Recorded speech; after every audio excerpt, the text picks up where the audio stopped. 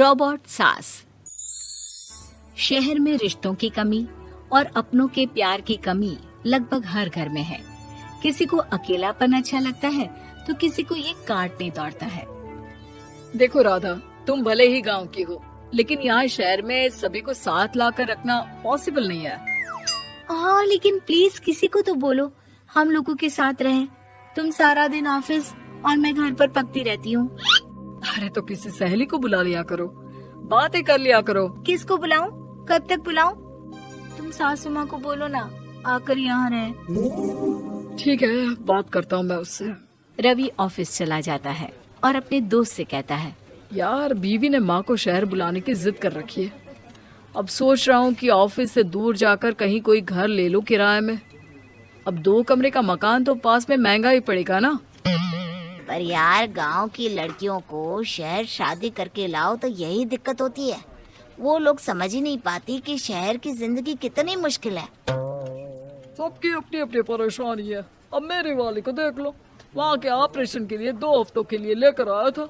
बीवी ने तो इतना हंगामा किया कि माँ को 1 हफ्ते में ही वापस भेजना पड़ गया। सोच रहा हूँ कि माँ को फोन करूँ और कहूँ कि आ जाओ। क्या पता सास की चिक चिक सुनकर वो भी माँ को गांव भेज दे। आखिर औरतें तो औरतें ही होती है ना। किसे सास के साथ रहना पसंद होगा। बात आई गई हो जाती है। राधा रवि के पीछे एक बार फिर पड़ जाती है। वो 210 वाली है ना? हाँ, क्यों, क्या हो गया उसे? उसकी सास कलाने वाली है। बड़ी खुश थी कि वो अब दिन भर बच्चे को सास के पास रखकर घुमा फिरा करेगी। लेकिन हमारी तो किस्मत ही फूटी है। हमारी सास कब आएगी कि ये सुख हम भी ले सके? देखो, मैं माँ से बात कर लेता हूँ, लेकिन माँ हमेशा के लिए कैसे आएगी? कोई और तरकीब सोचो ना।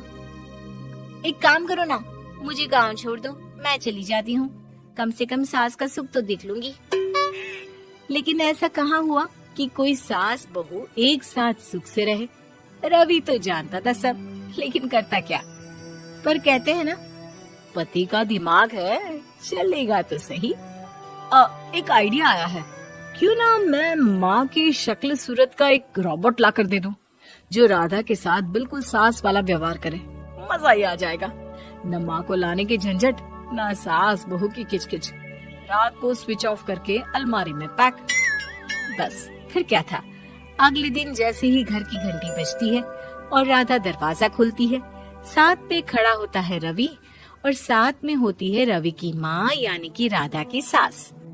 माँ जी, मुझे तो मेरी आंख पर विश्वास नहीं हो रहा। कितना अच्छा सरप्राइज है। आइए माँ, आइए। मुझे भी अच्छा लग रहा है। मैं भी खुश हूँ, मैं भी खुश हूँ, मैं भी खुश हूँ। दरअसल रोबोट सास की बैटरी ढीली होने के कारण वो एक वाक्य को रिपीट करने लगती है। माँ जी इतनी खुश है कि बार बार दोहराए जा रही हैं कि खुश है, खुश है। मैं अभी पानी लाती हूँ। राधा पानी लाने जाती है कि पीछे से रवि सास की बैटरी टाइट कर देता है और ऑर्डर का प्रोग्रामिंग ऑन कर देता है। पानी लाओ, चाय लाओ, खाना लाओ, मेरे बाल झाड़ो, मेरे कपड़े धो, मेरी चप्पल कहाँ है, लेकर आओ। अरे ठीक है माँ जी, सब ला रही हूँ।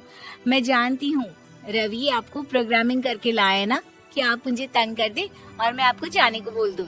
नहीं माँ जी, इस बार मैंने भी कमर कस रखी है। प्रोग्रामिंग कैसी लैंग्वेज यूज कर रही हो?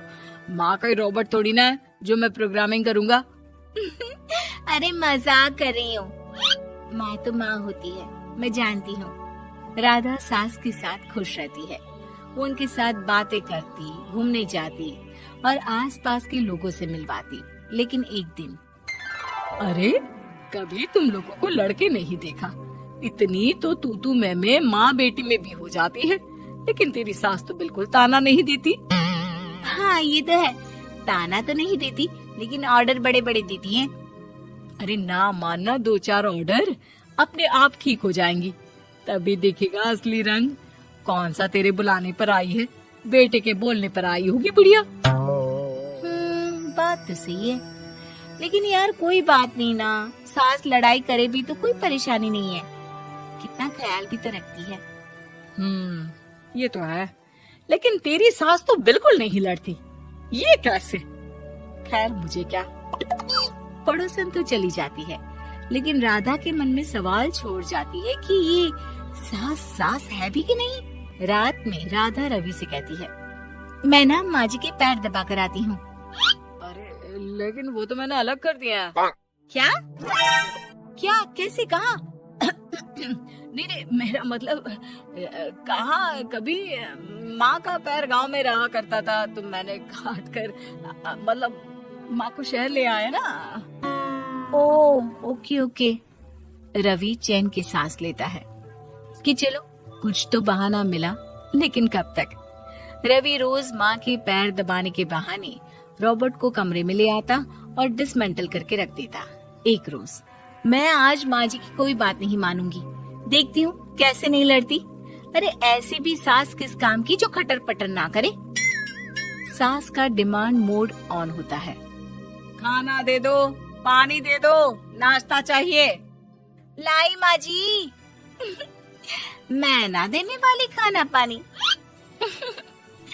लेकिन समय बीतता जाता है, दोपहर और फिर शाम और फिर रात।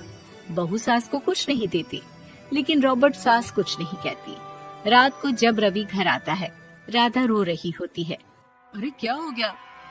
तुम्हारी माँ ने मुझसे लड़ाई की, खूब खरी खोटी सुनाई। मैंने तो आज सुबह से खाना भी नहीं खाया है। रवि समझ जाता है कि राधा झूठ बोल रही है, क्योंकि खरी खोटी वाली प्रोग्रामिंग तो उसने की ही नहीं थी। मैं माँ से बात करता हूँ, तुम परेशान मत हो। रवि रॉबर्ट माँ को लेकर कमरे में चला जाता है। वो उसे डिसमेंटल करके रख ही रहा होता है कि राधा, चलकर देखती हूँ माँ जी कहीं रवि को मेरे खिलाफ भड़का तो नहीं रही है। वो जैसे ही कमरे के अंदर जाती है, डर जाती है। सास के पुर्जे पुर्जे अलग थे। रवि, ये क्या है? ये माँ रॉबर्ट थी, तुमने ऐसा क्यों किया रवि? कुछ नहीं राधा, मैंने जितना अपने दोस्तों से सुना था कि शादी के बाद वैसे तो सब ठीक रहता है, लेकिन जब माँ और बीवी लड़ते हैं तो पति का बुरा हाल कर देते हैं। और मैं ना सुकून से रहना चाहता था, बस इसलिए।